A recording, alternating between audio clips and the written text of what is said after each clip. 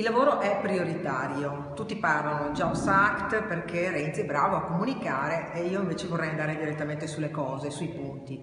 Il primo è che è atteso perché c'è bisogno di rendere più snello il mondo del lavoro, però se non aiutiamo le imprese non sarà Jobs Act che tenga. Se noi non permettiamo alle imprese di fare due cose, pagare meno tasse e di avere più collegamento tra formazione, scuola e lavoro, altrimenti questo sarà vano. In Veneto abbiamo gestito decisamente meglio la crisi e le percentuali sulla disoccupazione, che io non voglio guardare con le regioni del sud che hanno altri problemi, ma con Emilia e Friuli, dicono che in Veneto si è gestita meglio la crisi. Perché? Perché abbiamo fatto tre cose sostanzialmente. Abbiamo messo in collegamento il mondo dell'istruzione con il mondo del lavoro, più di tutte le altre regioni italiane. Abbiamo sempre condiviso le scelte con il mondo del lavoro, sia della parte dei lavoratori che quella delle imprese, e abbiamo gestito meglio le crisi, cioè abbiamo salvaguardato il patrimonio aziendale soprattutto.